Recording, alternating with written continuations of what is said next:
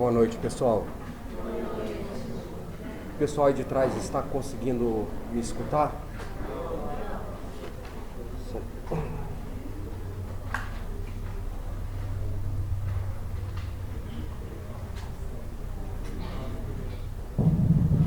E agora, vocês estão... me escutam?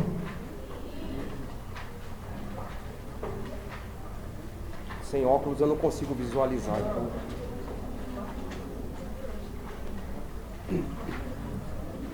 Pessoal,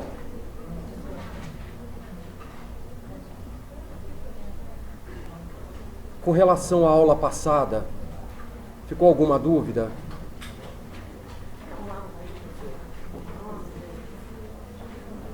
Ficou alguma dúvida, pessoal? Oi? Sim, eu não terminei.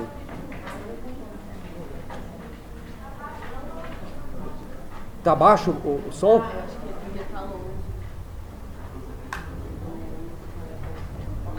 Como é que eu faço aqui para aumentar essa bagaça?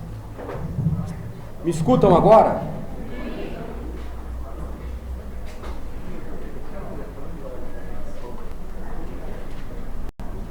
Pessoal, na aula passada eu fiz uma breve introdução sobre o contexto histórico e também sobre as obras de Kant. Hoje vamos entrar propriamente dito no pensamento kantiano. O que eu vou falar hoje é de suma importância para vocês. Vou falar sobre a teoria do conhecimento em Kant.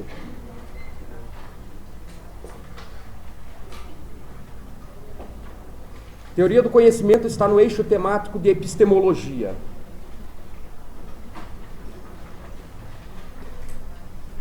Talvez alguém esteja se perguntando qual é a definição que você pode me dar de epistemologia. A palavra epistemologia vem do grego episteme, que traduzido literalmente significa conhecimento. Logo, enquanto eixo temático, enquanto um ídolo da filosofia, a epistemologia nada mais é do que a parte da filosofia que estuda a teoria do conhecimento. E ao estudar a teoria do conhecimento, a epistemologia geral vai estudar a relação entre sujeito conhecedor e o objeto conhecido. E ao estudar a relação entre sujeito conhecedor e objeto conhecido, a pergunta que a epistemologia fará é: quem é o sujeito e quem é o objeto? Quem é o sujeito? Sou eu, é você, ou seja, o sujeito é quem quer conhecer. Se por um lado o sujeito é quem quer conhecer, por outro lado, o objeto é o que se dá a conhecer. Rapidamente, tanto um quanto o outro possuem atributos inerentes às suas condições. No caso do sujeito conhecedor, os atributos inerentes à condição dele é a razão e os sentidos. O ser humano é razão e também sentidos. Já o do objeto a ser conhecido são as suas características externas. Não essenciais, mas é o que essencializa a essência, ou seja, é o que dá forma, é o que define o objeto. Essas são as suas características gerais. E a relação do sujeito para com o objeto pressupõe-se uma relação dialética. Por quê? Porque há constantemente uma troca de atributos entre ambos. Quando eu digo que há uma troca de atributo entre ambos, essa troca é ativa e não passiva. Significa que tanto um quanto o outro estão trocando constantemente atributos, ou seja, estão abstraindo e estão se revelando constantemente. Pois bem, por que eu estou citando isso? Porque justamente essa relação entre sujeito conhecedor e o objeto conhecido é que consistirá na base tanto do empirismo quanto do racionalismo. E quando nós falamos em empirismo e racionalismo, nós falamos em alguns pensadores que lá na Idade Moderna, a começar na Grécia Antiga, representaram essas correntes. Na Grécia Antiga nós tivemos como racionalista o Platão, já como empirista tivemos o Aristóteles. Lá na Idade Moderna nós tivemos como empirista David Hume, Francis Bacon, tantos e tantos outros, e John Locke e tantos outros. Mas dentre esses tantos e tantos outros, esses 3 epistemologistas são os principais: David Hume, John Locke e Francis Bacon. São esses 3 pensadores epistemologistas que vocês precisam conhecer, precisam estudar, para que vocês possam fazer uma boa prova, uma boa avaliação. Porque eles são, com certeza, cobrados. Se por um lado esses camaradas foram epistemologistas, por outro lado nós tivemos os racionalistas, como, sobretudo, o Descartes, lá com a ideia de cogito.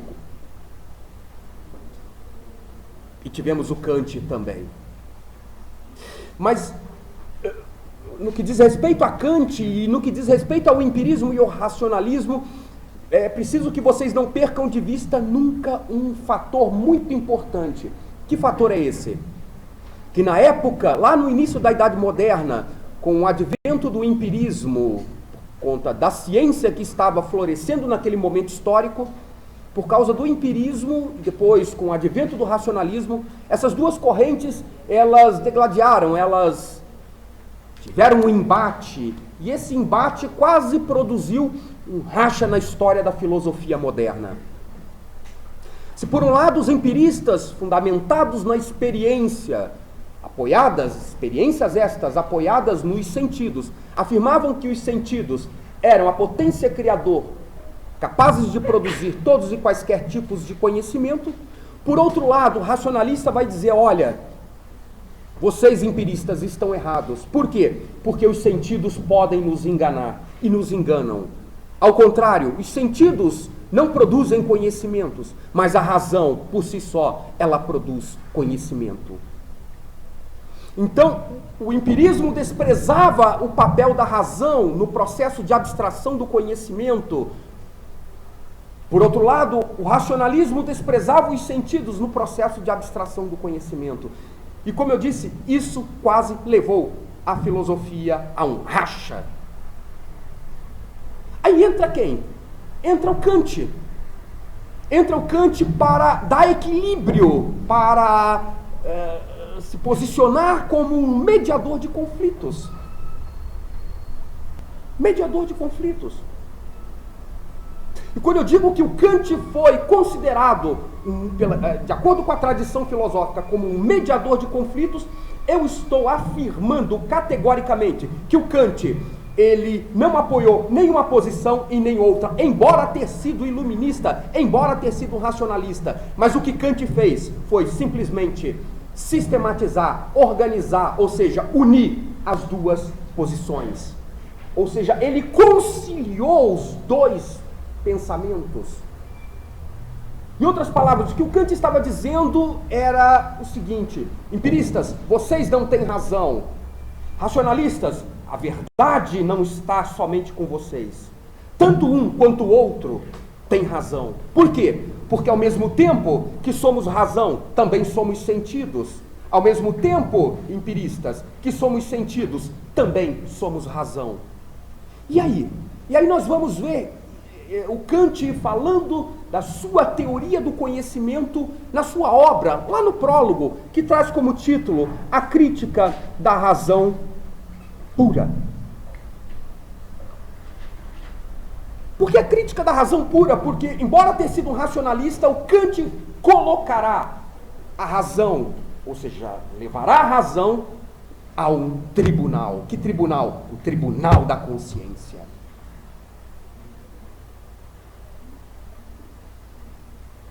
Kant conduz a razão a um tribunal. Ao tribunal da razão. Essa é a expressão que os kantianos vão dar a esta postura adotada por Kant, a este ato ou efeito dele criticar a razão. Daí o nome da obra dele, Crítica da Razão Prática, Crítica da Razão Pura. crítica do juízo ou crítica da faculdade de julgar, como preferirem. Pois bem, quando nós falamos em pensamento kantiano, vocês não podem perder de vista uma coisa, que o pensamento kantiano está dividido em duas fases distintas, porém interligadas. Quais fases são essas? A primeira fase, anotem aí, fase pré-crítica.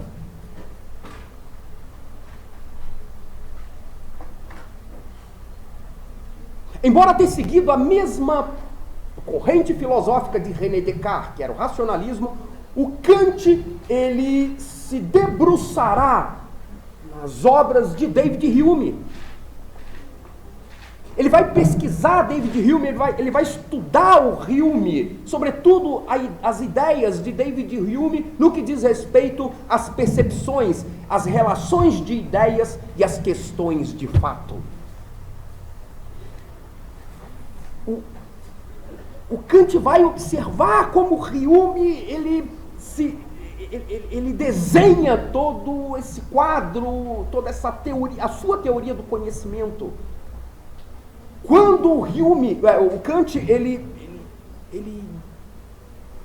estuda o David Hume, analisa as obras de David Hume, ele vai perceber que o David Hume ele tem lá as suas carradas de razões. Ele dará razão. Ele verá na posição de David Hume uma certa razoabilidade. E quando ele percebe que há uma certa razoabilidade na posição, no empirismo de David Hume, aí nós temos o quê? Nós temos um Kant que vai desenvolver, ao mesmo tempo que desenvolve um pensamento meio cético, ele vai desenvolver um pensamento meio dogmático. Cético no sentido de que ele vai questionar os arquétipos e os construtos que fundamentam o racionalismo. Dogmático no sentido de que, embora ter sido um racionalista, ele não se desvincula da tradição racionalista. É um racionalista, porém, embora sendo um racionalista, ele critica o racionalismo. E como eu disse, a crítica ao racionalismo levará a razão ao tribunal da própria consciência. Essa é a fase pré-crítica de Kant. Se por um lado nós temos a fase pré-crítica, por outro lado nós temos, número 2, a fase crítica.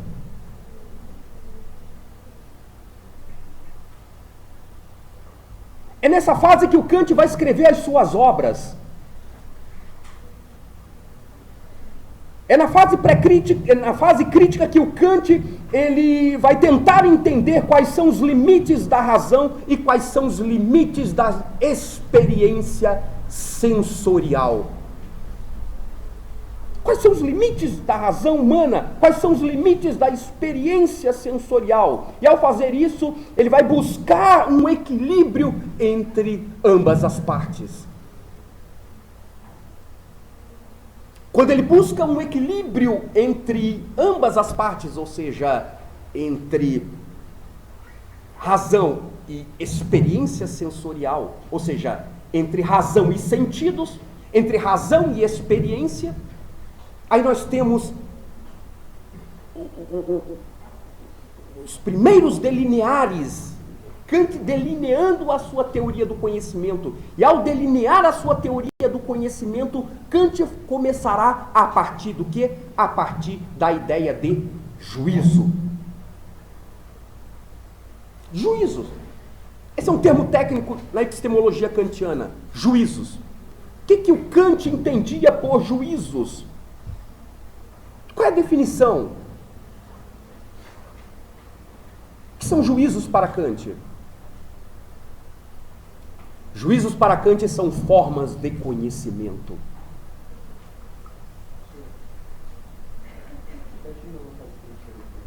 Oi? O que é a fase crítica?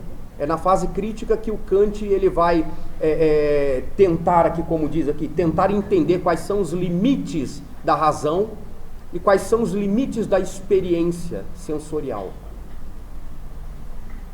Ou seja, quais são os limites do racionalismo, quais são os limites do empirismo.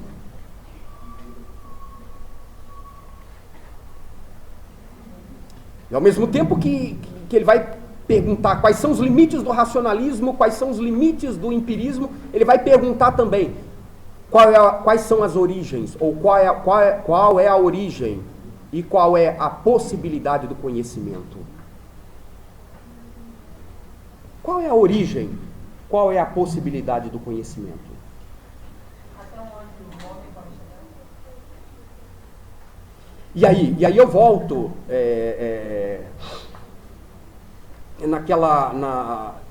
naquela questão que eu falei no início da minha aula, a relação dicotômica entre sujeito e objeto. Qual é a origem? Quais são os limites e quais são as possibilidades?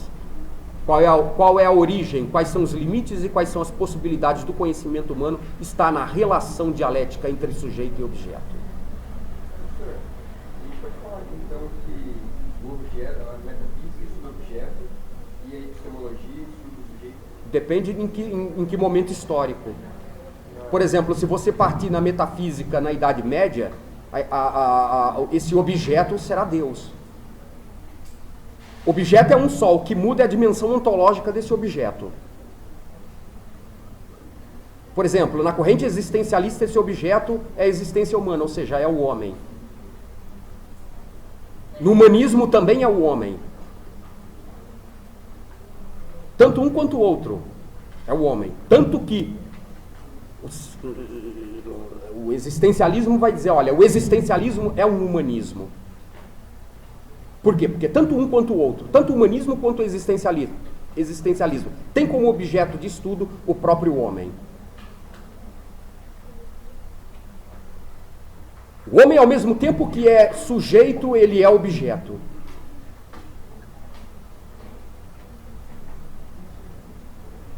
É nesse sentido. Na Idade Média é Deus. É a relação entre o sagrado e o profano. Na Grécia Antiga, o sujeito é o homem, é o cidadão. O objeto é a polis.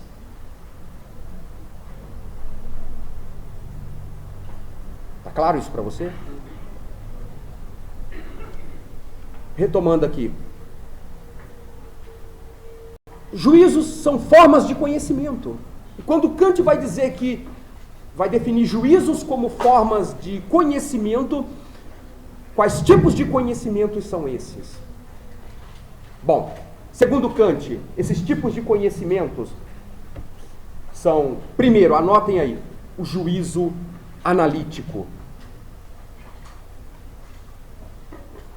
Juízo analítico. Para o Kant, o juízo analítico revela uma forma segura e lógica de conhecimento. No que diz respeito ao juízo analítico, enquanto revelador de uma forma de conhecimento segura e lógica, o juízo analítico está ligado diretamente às deduções. E quando Kant vai dizer que o juízo analítico está ligado diretamente às deduções, o Kant está dizendo, em outras palavras, que o que está ligado naquele momento histórico de auge da ciência, em que a física newtoniana atinge o seu ápice, junto com a geometria euclidiana, ele vai dizer que é a matemática e a geometria. Matemática e a geometria, que é a base física propriamente dita. Porém, embora, segundo Kant, o juízo analítico está apoiado numa certa logicidade, embora está apoiado numa certa dedução, ou seja, embora ele está imbuído de toda essa carga valorativa, o juízo analítico para o Kant não pode acrescentar nada ao conhecimento. Como assim? Como assim? Não pode acrescentar nada ao conhecimento. Simples. Para o Kant, há 2.000 anos atrás, há 3.000 anos atrás, 2 mais 2, assim como 2 mais 2 eram 4, hoje também 2 mais 2 são 4. Percebe que não houve uma evolução na matemática? Segundo Kant, as ciências exatas, elas não evoluem. Por isso que, embora está imbuído de dedução, embora está imbuído de uma certa logicidade, essas ciências, elas não têm nada a acrescentar. Por quê? Porque não há um avanço, não há uma progressão no conhecimento.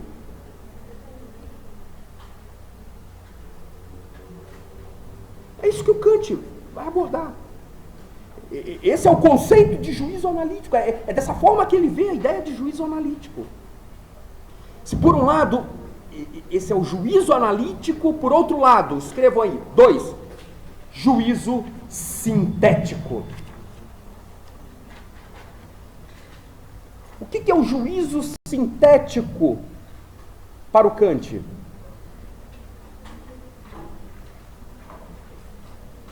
Juízo sintético para o Kant tem a ver com o empirismo, ou seja, tem a ver com as percepções, tem a ver com as sensações. E aí nós vemos a influência do David Hume. David Hume, as percepções e com as sensações. Quando Kant fala do juízo sintético, segundo Kant, existem, portanto, e geram novas formas de conhecimento, novas formas de interpretações. Ao contrário do analítico, o sintético não é seguro e, portanto, não é confiável na hora de desenvolver ciência ou uma ciência.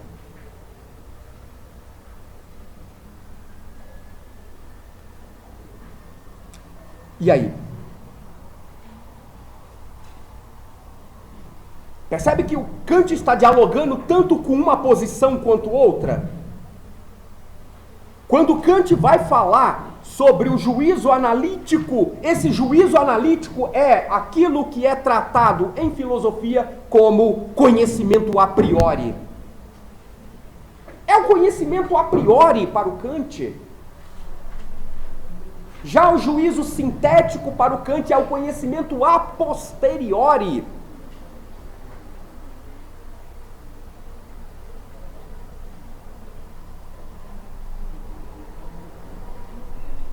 Até agora eu não tive nenhuma clareza. Até agora eu não consegui delinear o que Kant está querendo defender aí. Simples. Terceiro, juízo sintético a priori.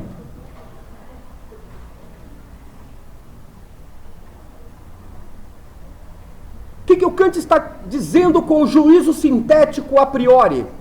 O que ele está buscando? O Kant está buscando desenvolver aqui a ciência juntando o quê? Juntando a dedução e a experiência.